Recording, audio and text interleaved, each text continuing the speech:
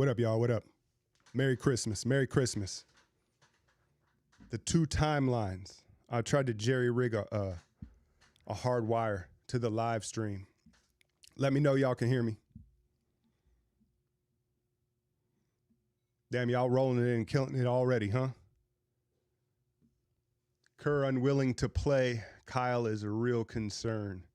Yeah, there's a lot of concerns right now. Can y'all hear me? Merry Christmas, y'all.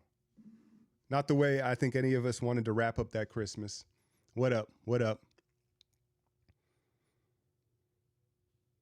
Y'all here early. Zero rim protection. I agree. I agree. So y'all can hear me, I'm assuming, right? You know I'd be having technical issues on here before I get into my little monologue here. Audio's low. Turn it up a bit there for you.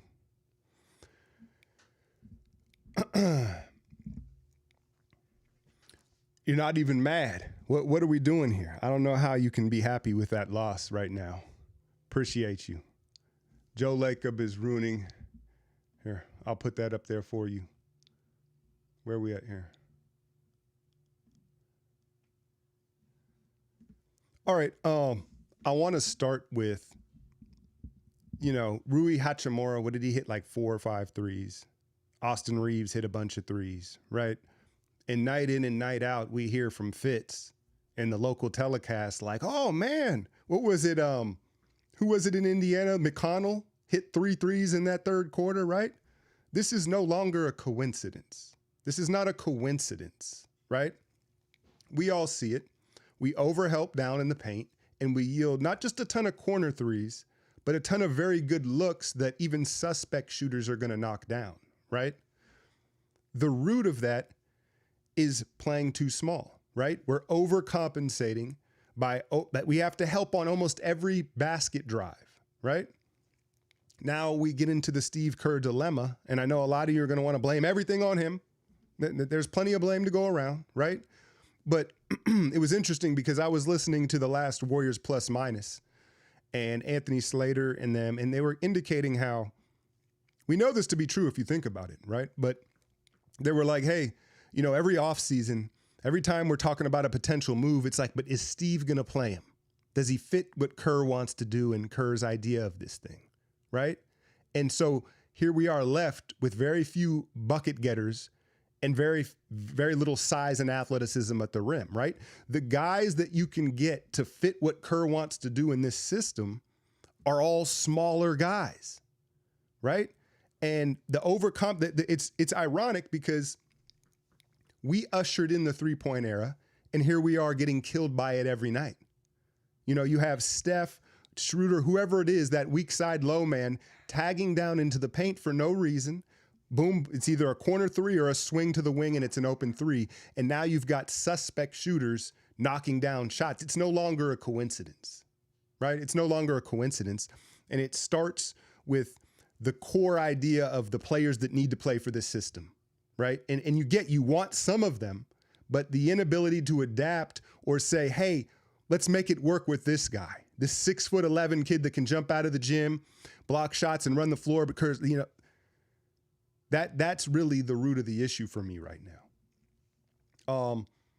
But to Rich, I really don't have beef with Joe Lacob. And part of that maybe is dealing with so many years of the Cohen era and in such bad leadership and ownership before Joe. Joe, listen, they're going to make mistakes. The Wiseman mistake, they're going to make missteps. But Joe, I have faith, is doing everything he thinks he should be doing to make a winner here. And I know that we are focused on getting Steph help, the Jimmy Butler thing, and we can talk about him here in a minute. But I think the reality we have to ask ourselves is the window already closed? I know Steph had 35 tonight. He hit some big shots. It don't look the same right now. And y'all were killing me about the 6-man comment. In an ideal world, my point, I've already explained my point, but hypothetically speaking, if we traded Steph to the Thunder or the Cavs or somebody like that, right? What do you think his role would be? They'd be like, all right, Steph, you're going to come off the bench and you're going to close it out for us. We'll get you there. You come in, light it up, and then at the end you close for us. And that's what I meant, hypothetically, but we don't have the talent to do that. We don't have the size. I guess what I wanted to lead off with my opening notes was a positive is Trace Jackson Davis seems to be emerging. We're starting to get the same energy we got from him at Indiana, where he's playing with force, and he's kind of playing some bully ball, and he's playing with some authority, right? And I thought that was like the first noticeable thing in the game was like, oh, Trace is, because we've seen this matchup so many times, and we kind of generally understand like this is a kind of a tough matchup for us in the last 3 or 4 years. Trace felt like he altered that with his athleticism and his pop, his vertical spacing. So I thought that was a positive. Now, Draymond, okay, he's dealing with an ankle. Okay. If he's not healthy enough to contribute, play slow-mo. Like, was Draymond nervous about showing LeBron his new 3-ball? He was like, that was just an offer for Draymond.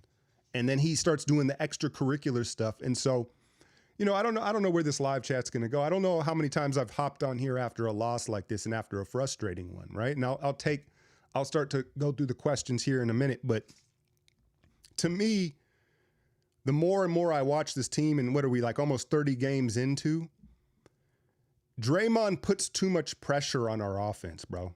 He handicaps our offense too much. I get the leadership, what he means. I understand all the context behind it and why they probably won't trade him.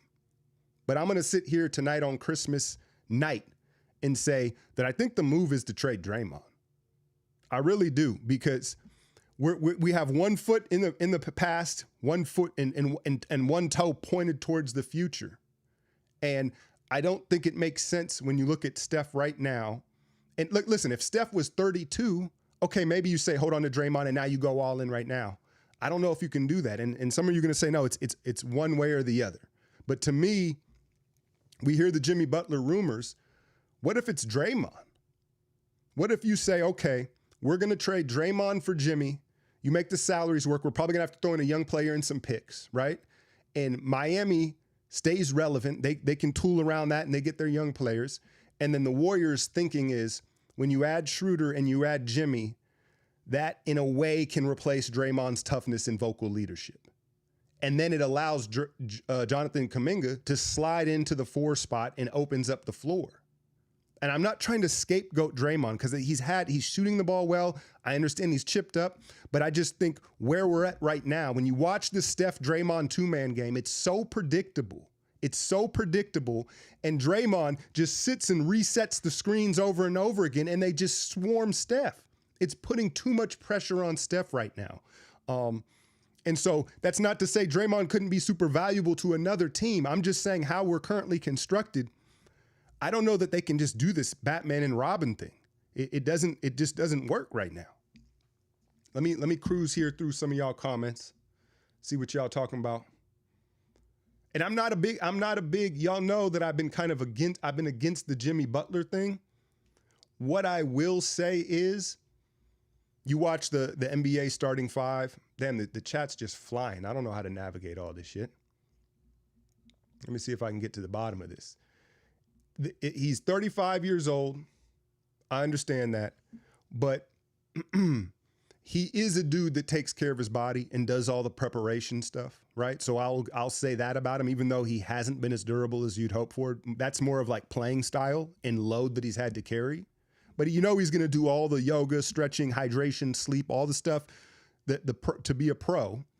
And then the other thing that I would say is his old man game should age well. He should have another couple years, if he can stay on the court, where he's super effective, because his game is really like angles and physicality and craft, getting to the line, right? You know what I'm saying? So it's not like he's super reliant on twitch or verticality. So, I mean, there's that. And I'm not saying it wouldn't be a gamble anyway, but I'm tired of watching, as blasphemous as it sounds, I'm tired of watching the Steph Draymond 2-man game just get swallowed up. And then a lot of people want to blame the young guys for not being in rhythm and not contributing. It's so predictable out of a timeout sometimes, right? Where it's like, okay, we need to make a run, and it's just these two handing the ball. Steph gives it to Draymond, he gives it back to him. Steph can't get the shot, he gives it to Draymond, he gives it back to him. I mean, it's like, it's silly, bro. It's silly. Yeah, I can't keep up with the chat, y'all. It's flying too crazy. Someone said Draymond would look like a G League player.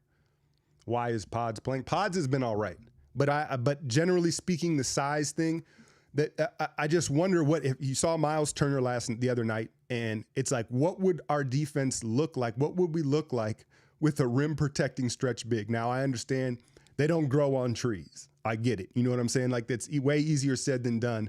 But I think a rim protector, and maybe even not a stretch guy, but a vertical spacing rim protector. And Trace has been pretty good, but he just, doesn't it feel like Trace, he comes out, he plays well, and then you're like, wait, where's Trace? And then he starts the second half and he plays a couple minutes. You're like, where's Trace? He's just not, I don't know. But I think that that's really the root of it, in the size and the crashing down on the threes. And then offensively, these spurts. I guess my main point is, as good as Wiggins is playing, right? We're seeing continual growth from Kuminga. It's not, we're stunting, we're not really seeing what our others can do offensively because of this predictable two-man game. I just feel like at this point, Steph needs a different dance partner than Draymond to just be a pressure valve and keep defenses a little more honest. That's how I'm feeling right now. Now Draymond gonna come out and triple-double tomorrow night, but that's how I'm feeling. The Kyle Anderson thing, you know, because you wonder, like, would he have signed here? Did he know what he was signing up for? So he's basically break glass in emergency.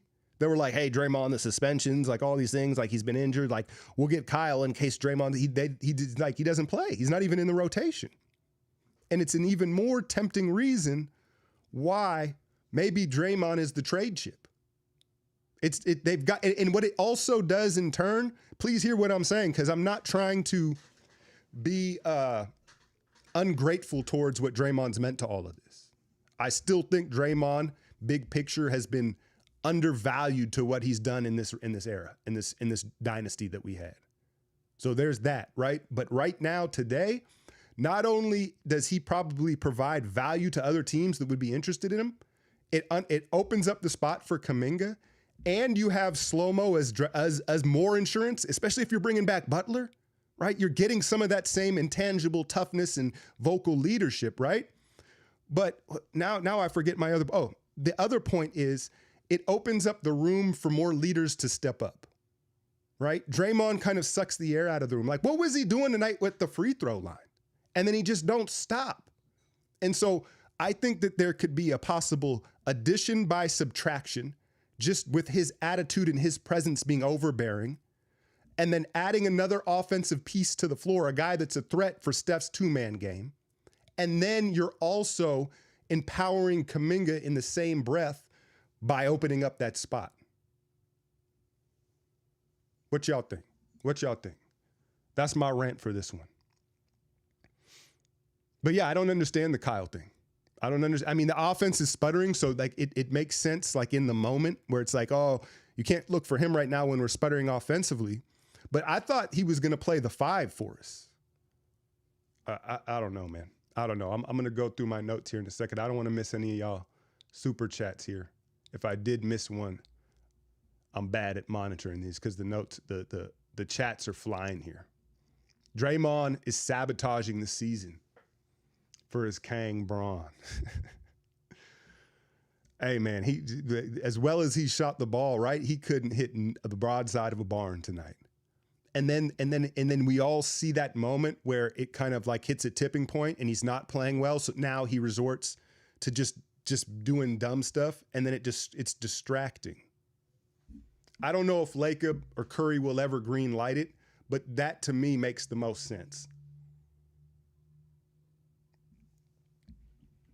Still want to give Pods, the Pods hate is crazy. I'm not going to go on another Pods rant. Pods has been fine the last couple games. Like, understand who he is and what he is. He's a third guard. He's a 19th pick, 22-year-old third guard role player. That's not the issue. And believe me, if he needs to be involved in a deal that lands something big, he will be. I promise you that. Y'all are focusing, too many people are trying to scapegoat things that just aren't really what the root of the thing is, because they're not comfortable dealing with watching Steph deal with his own mortality as a basketball player. Kerr and Draymond and that three, they're just going to go out on their shields, right? They're just going to go out on their swords. And it's uncomfortable, right? And it's what Bob Myers knew was coming, right? But let's not put this on Pods and Kuminga. Like, yes, they could be better, but we're not helping them be better. I promise you that. I promise you that. It's not. It's not. It's silly. Like, say you ain't really paying attention without saying it. Buddy's been bad. I said it in the last breakdown. You know, the more I watch Buddy, the less I trust him. And that's not to say like, hey, Buddy shouldn't play 20, 25 minutes and get 10 shots. Like, we know what he does. But the ball in his hands, you feel comfortable with it? Like, you feel comfortable clutch minutes and Buddy's out there? Like, it's like, woo. And he does this thing where he always brings the ball. He always, like, he has a muscle memory to show shot whenever he catches the ball. You know how you like show shot, like put it to your pocket? And he always does that when he catches the ball and then he gets ripped, right? Sometimes, like hoopers, y'all know, like sometimes you catch the ball and you tuck it to your hip, right? You tuck it like behind you, by your leg, or you like use your shoulders to protect the ball. Buddy like shows shot and then he's like, oh, I got ripped. I don't know what happened. His ball security and decision-making, you know, again, I think it's a fair signing. I'm not going to criticize the Buddy signing, but now 30 games in, I think we see why he's a role player, why he's a 6th, 7th guy. You don't want him out there making decisions in crunch time.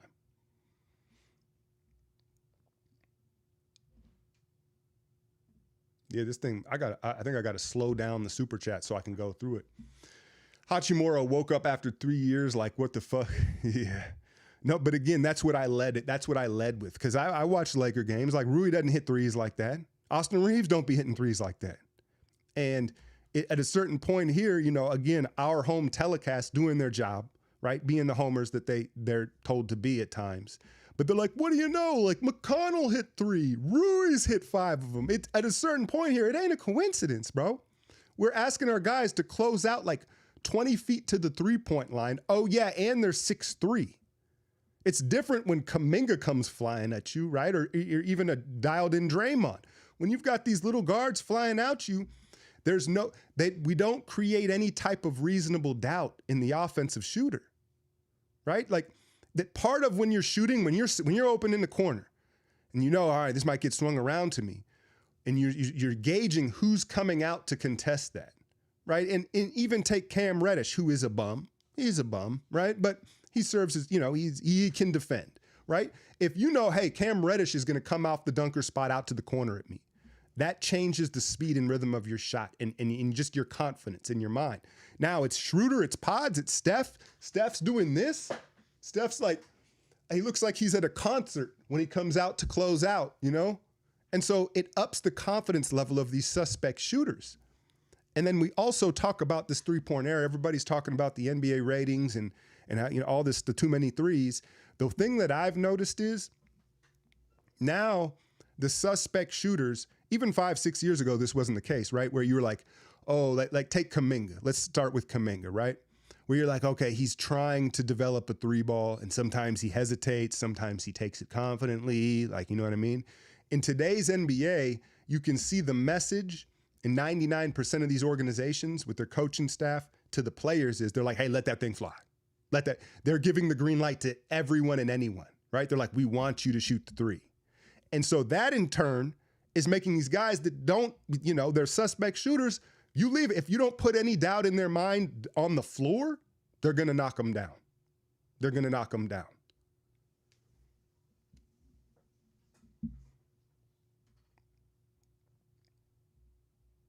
Let's see here. Do I have any? Anthony Davis.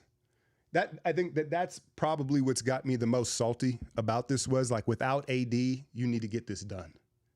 You need to get because that's their rim protection. And we couldn't get to the rim. You know, AD is the most athletic, goofy dude I've ever seen in my life, right? Because it's like, you're like, he's super athletic, but he has no spatial awareness.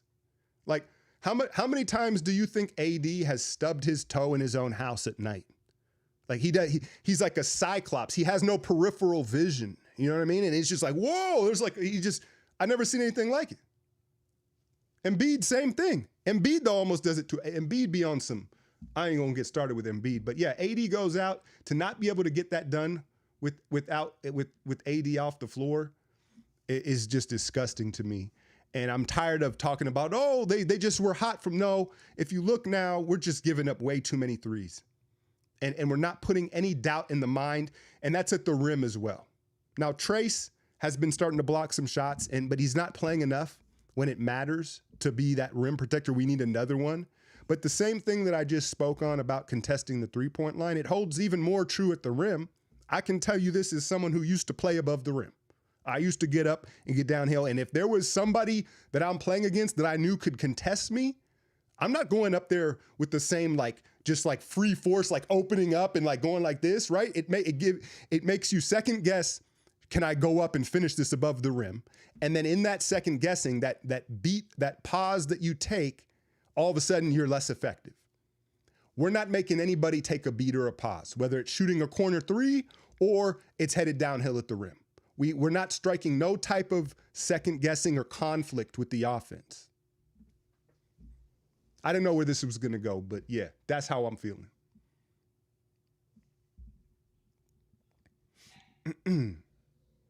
It says I froze. Is that someone's connection or am I froze? My stuff says it's up. I hardwired the laptop. I had to get a little dongle and all that. You know how Apple do. Yeah, no, AD is straight goofy, but I can't believe Reeves looked real comfortable. They all look comfortable, bro. That's the thing. And it's going to start with some size. You get some size in the front court and some actual rim protection. And now you tell Pod, Steph, Schroeder, hey, stunt at the big. Here's the thing, right? You know how you say, okay, stunt. Let me make sure I'm up. I'm good. Okay, let me get this one prepped up. Oh, I think I skipped that one. Damn, y'all. If I'm messing up the super chats, I apologize. Here, let me bring that one back. Okay. Stunting, right? We're all familiar with it. I'll just verbalize it here, right? Where you fake it like the ball handler, and then you get back out to yours. And it can work either way. It can be north and south coming out of a pick and roll, right? Where Draymond will stunt up at the ball handler, and then he'll backpedal and break up the lob, right? Like stunting. Why do we stunt to the three-point line and then crash down in the paint? We sell out to the paint and then stunt out to the three-point line. It has to be the opposite, especially with Schroeder, with Pods, with Steph. Now, Pods, granted, will take a charge, but he can't take a charge tagging down, right, as the help. So why are we fully sold out to the paint and then they're like, oh, and they turn around as if wait a minute, I got to get all the way out there like it's a surprise, like it's a shock. It needs to be reversed. Stunt down like you may help in the paint, like you might if we're getting killed, and then bounce back out to the three-point line. But we're stunt to the three. No, we're all the way into the paint. It's flawed. It's flawed. Okay, super chat. Totally agreeing with Draymond. I want Cam Johnson. What do you think? Oh, I appreciate the super chat. Nato, I appreciate you. Letting me know how much it's worth and all that. I like Cam Johnson. I do. I have a hard time giving up Kuminga for him. And the reason why I have a hard time giving up Kuminga for him is because Steph, let's be honest here, is in the twilight. What did he say the other day? I was waiting on that 3-man interview. I didn't see it. But he said it's all right to acknowledge that the end is near. Is that what the quote was? The end is near. And so I have a hard time swapping Kuminga for Cam Johnson. I'd love to get Cam Johnson, but if you can do it without giving up Kuminga, that's how I'd feel about it. And I'd get it, fine, right? But I just wouldn't be thrilled about that. As good as he's been playing, I think it needs to be. I don't think that solves what we're talking about right now. Now, Cam Johnson's a good 6'8", right? He's not exactly a defender. Cam Johnson's not a defender that's going to cause pause, right? But generally, yes, I like the fit, but at what cost? I'd rather give up a bunch of picks and then make the salary work with Moody and GP2 or something like that, or Slow-Mo, and then get him. But if we could get Cam Johnson while holding on to Kuminga, I'm all for it. But I think the more important thing is just some size and athleticism. But the thing is, as you know, it usually doesn't go hand in hand with offensive spacing. To get if you could get Nas Reed, what would y'all give up for Nas Reed? Your left nut? Right? Like that would, there's certain fits that would be amazing, but those guys are super hard to come by. Okay, I'm moving on to the next super chat here. We don't have enough talent night to night. Wiggins would ideally be our third star, a la Bridges, or while Boston. Yeah, I mean, I don't think you look at this roster and say like, hey, we can match talent with Boston and Cleveland and Oklahoma City, right? It has to be, and that's probably in part why Kerr, Steph, and Draymond are just grasping to this old system and how they played, because they know they can't match talent. They've got to do it with chemistry and basketball flow in a lot of the ways, but they've got to adapt, and they've got to find some sort of size to alter the defense. And it's such a chicken or egg thing, right? Because it's like bad defense leads to bad offense, but bad offense, these stagnant offensive possessions really hurt the defense and the transition defense. But if there's an all-in move, that's what I'll add to it. Is I know all the talk is about Jimmy Butler, but I was looking at Wes. I think his name is Goldberg. Forgive me if I said that wrong, Wes. But remember, he was the Warriors podcast dude for what is that show? Locked On West, and then he moved up back to Miami to the Heat. He covers the Heat, right? And so I'm seeing his tweets about Jimmy Butler, and then he listed the options of what the Heat could do. And the second option he listed was trade Bam and Hero. And I was like, oh, y'all feel like that? Y'all feel like that? Because I'll get on the phone right now for Bam Adebayo. I brought this up in the past, right? That would be a move where that would be the move. That would be the move. You talk about causing some hesitation and then Bam anchoring that back line, allowing us to guard the three-point line. Make that happen. Send Draymond, Pods, and a bunch of picks. Draymond, Kuminga, Pods for Bam and a bunch of picks. I checked it in the trade machine. It works. They got to add some little light salary at the end. And now they get, Draymond obviously fits Heat culture. Imagine what they could do with Kuminga, Podziemski, right? And then that would be interesting, man. But I'm sounding probably a little bit desperate here because what have we lost? We've lost we're 3-12 or something in the last month. It's been nasty. It's been nasty work, man. So I don't like to come in here after losses because you're just going to get me just talking too much trash and just being probably too knee-jerk. But I think most of my takes right now, I don't think I'm too emotional. I think that these have been sitting with me here for the last 10 days or so. Pretty clear-headed about this. Super chat, Gabe. My bad, I got to change these fonts because I can barely see the names at the top. Big fan of the channel, man. You're the GOAT, Unc. That game was awful. I appreciate you, Gabe, man. Merry Christmas. It was. I knew from the half. I don't know how many of y'all check my Twitter. I don't tweet game action that much, but I might chime in at the half or before the game. At the half, it felt bad. I know it was just a 3-point game, but it just was like no AD, Lakers getting the whistle. I didn't like how it looked at the half. I didn't look like how it looked at the half. But I will say, at least Steph had himself a Christmas game. Hydro pump. No meaningful trade can happen this season. Our best bet is for Kuminga's extension and sign and trade in the offseason.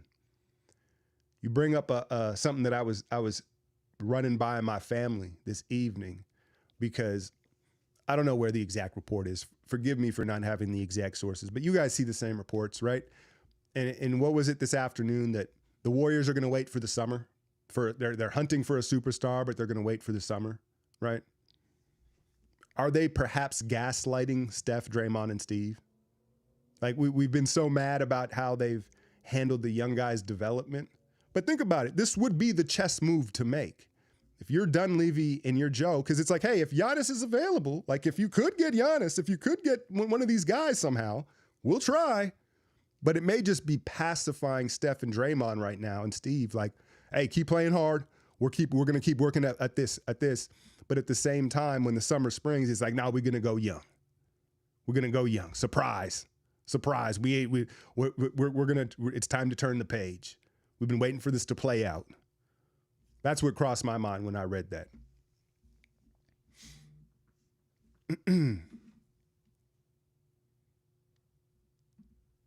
My guy Bruce Wayne on the Discord. This is dope. See, look at your boy picking up the technology. My Discord, I'm sure y'all tuned in here. Draymond for Cam is a 1-for-1 trade. I think what the question was asking. Okay. I don't know. He tagged me in this. I didn't pick up the whole conversation. I get it. I get it. It's unrealistic. I understand if some of y'all in the comments of this video tomorrow, like, he talking about trading Draymond, like, just be quiet. You're dumb. Da, da, da. I get that side of it. I'm just telling you how I feel internally right now. And it's not to shit on Draymond. It's just where we're at right now with 37-year-old Steph, the offense sputtering in that two-man game. I'm tired. It's way too predictable. They play hot potato back and forth. I don't know, man. I don't know.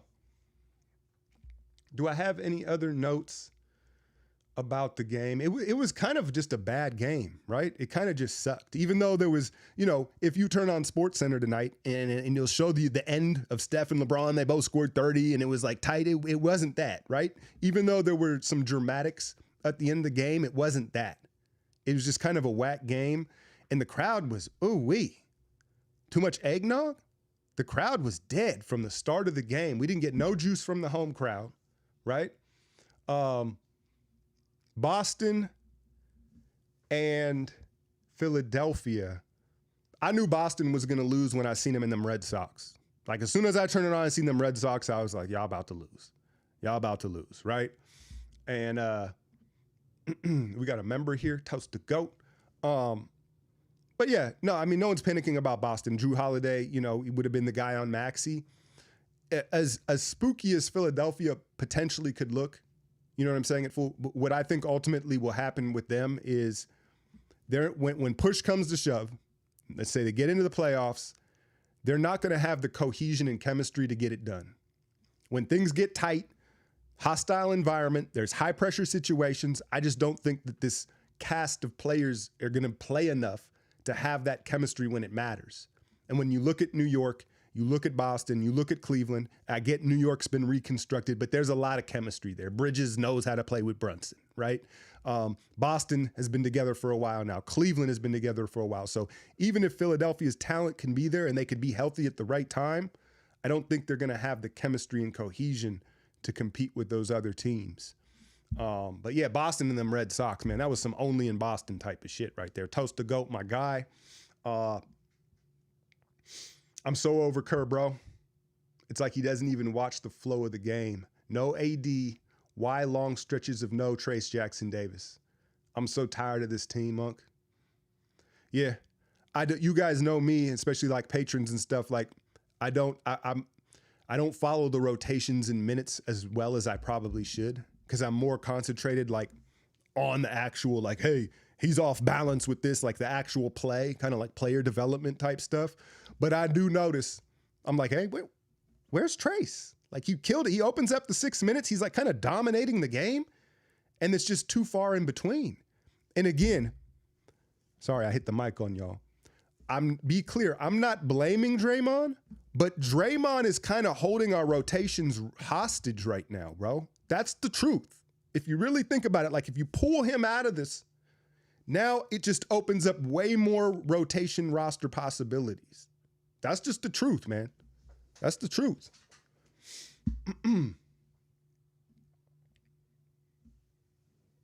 Austin, LeBron took 4 steps, no contact from the defender, and gets an and one, and then proceeds to start gesturing. That's what I was joking with. On the last play, Steph hits that 3. You see the point switching. RJ, I like RJ. I don't know about y'all. I like RJ. Did you see Doris? You know why Doris was unbiased tonight? Because she hates the Lakers and Warriors equally, right? Usually you can just like hear her bias all through telecast. She was like, she didn't know what to do with herself. She was just like, but I was joking with my daughter. after Steph hit the three and we felt like we had a chance. I was like, LeBron, as they were like getting back to the floor, I was like, LeBron's telling the refs right now, like, hey, I want the early whistle. I want it when I pick it up, not after the pump fake. When I pick it up, I want the whistle. The Laker whistle has forever been a thing, bro. I mean, I saw it. You watched those Kings-Lakers games last week? Craziness. And then Wiggs, I'm not going to give him too hard of a time because he's been so good. But it looked like to me on that final possession, I'll have a breakdown tomorrow on Patreon. Patrons, cut me a little slack on the timing of the breakdown tomorrow. Might be like an hour late because the live stream and Christmas night, and I just might sleep in a little bit here. But we'll do the breakdown of that, of course, and get to the details of some of these mistakes. But to me, Wiggins, it looked like Wiggins was playing a step back jumper. I don't think he thought Reeves would try to take him to the cup. And he just kind of squared him up for a second and then it was gone. Reeves is crafty, man. Country farm strong, but I'm not going to put nothing on Wiggins.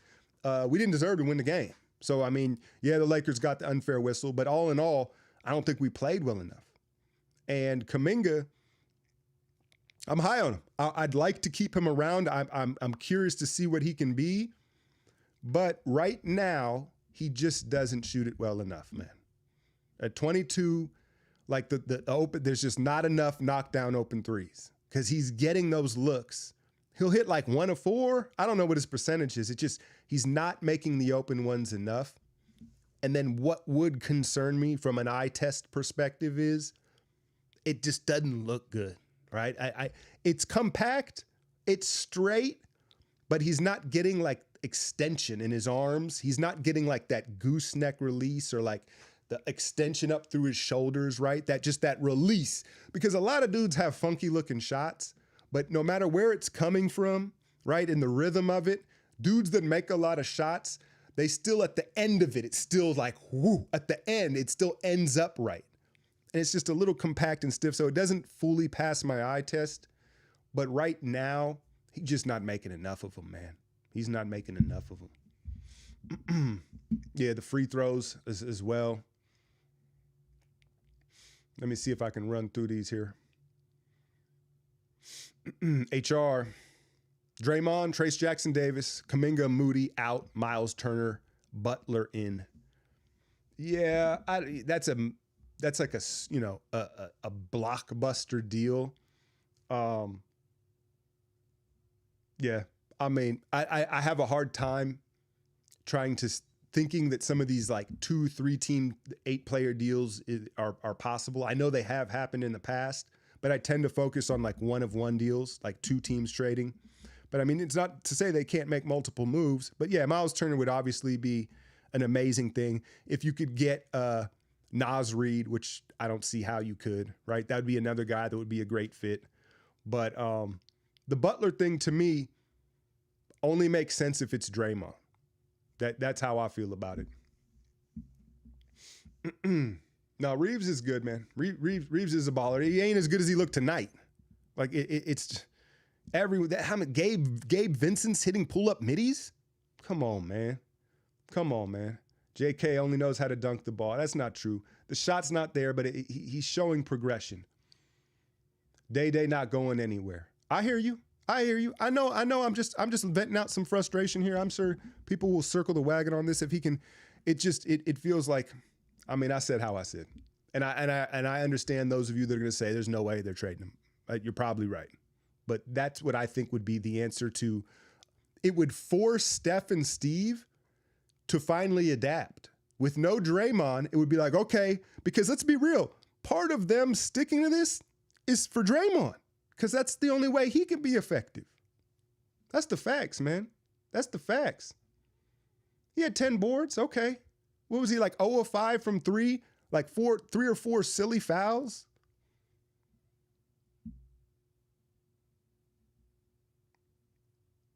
Pods, y'all be going crazy on him. Let's see here. Let's hide this one. Do I have any other notes here? How long we've been going? 40 minutes. Yeah, this probably won't run too much longer here. I know. Probably been a long day for a lot of y'all. Do I have any other off topics here? If y'all want to hit me with any more.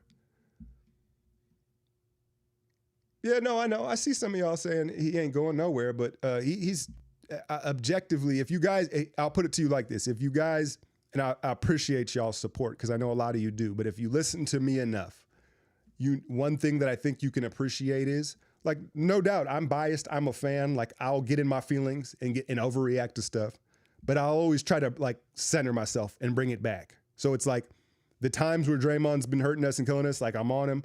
But when I'm like, hey, it feels like, so I'm not afraid to change my mind. But right now, like, that's how I'm feeling about it. That's how I'm feeling like the Draymond thing is. But would I bet that they trade him? Hell no. Hell no. Yeah. This stuff. This is the stuff when he suplexed the dudes at the foul line and then he loses his credibility barking at the refs, and it's a distraction. It's a distraction, man. It's a distraction.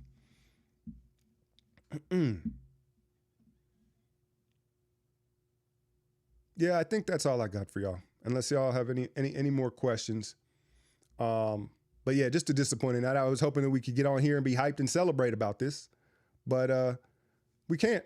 Who do we have? Do we have Phoenix again? We got back-to-backs. Do we have the Clippers again? It don't get any easier, man.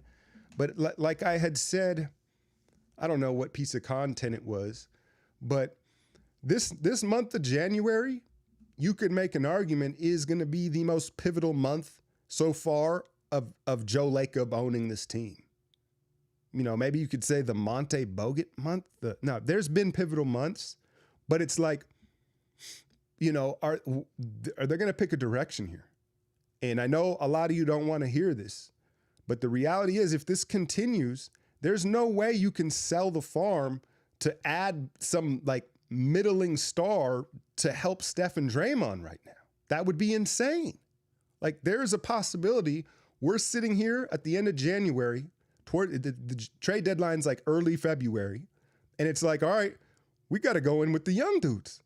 Like, there is that possibility, And so we'll see, man. We'll see.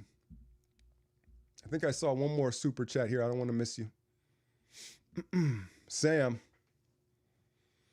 how you feel about how the Warriors have been using Schroeder? I know he's not had many games, but it feels they've turned him dull. Yeah. I think that so he started against Memphis, and you had Edie and Jaren Jackson Jr., right? And then you go to Minnesota, and there's Gobert in the paint and Naz Reid, right? And then what was Indiana was, okay, you have Miles Turner. He's gone, and you notice this trend here, these playoff teams have centers and bigs. So I think there's an element that we've happened to face a bunch of teams with rim protection, but I think that he's struggling to find his rhythm, because what I noticed in watching Schroeder is he wants the defense to stop moving their feet. It's like the opposite of how Steph and Draymond want to play, right? Steph and Draymond want everyone moving so then they can fool you, right? And they can get you moving one way and then move the other way. Schroeder's advantage really is his first step and going from a standstill. So when you watch Schroeder, if you go look at Schroeder highlights when he's cooking and when he gets where he wants, he stops, right? He like comes down and he stops. And when he sees the defenders stop their feet, when everyone's at a standstill, that's where his advantage is. And so that's such a contrast to how Steph and Draymond want to play, right? So I don't know what did Steve say the other day? Hey, when you're losing, you try a lot of things, because they were asking him about benching Kuminga. Well, we're still losing here, so I don't know how long you stick with the Schroeder starting lineup thing, because to me, I wouldn't be surprised at all if you put him in the second unit, right? And but you're starting Trace now. But I would like to just see a Schroeder Trace two-man game. Clear out. Tell Steph to stand in the corner and rest. I'm not saying this at the end of games, but yeah, they're not doing much to kind of help him. What they say when we brought him in? They were like, he's not going to fit us. We're going to fit around him. Bullshit. It ain't happening. Right? And that's, again, the point that I've been hammering home this whole stream. If you moved, who out of there, it would force them to play differently. I'm going to wrap this one up, y'all. You can see I'm not in the greatest of moods because that was a shitty game. And it's super frustrating right now because we're doing the same things over and over again, and they're going to have to pick a direction. And I think that we, the fan base, the organization themselves, are going to have to look themselves in the mirror right now and understand we've got to start heading towards the future and adapting. It can't be, hey, we need to bring in more pieces to do the same old thing. Can't do that no more. Regardless of what trade they make or whatever it is, it can't be a Steph Draymond two-man game all the way through the Western Conference. It's not going to work. Not at their ages. All right, y'all. I'm going to wrap this one up here. I apologize that I wasn't in the best of moods, but you can understand why. Breakdown for the patrons in the morning, and then we got back-to-backs here. We're always going to have something to talk about. And just when we start to give up, that's the funny thing about sports, right? Just when it seems like, this team ain't got it right, then they'll start to give you some hope, and we'll have some crazy game on freaking Friday night. You know that's how it goes. I've been doing this too long. Merry Christmas, y'all. Hit that like, share, and subscribe.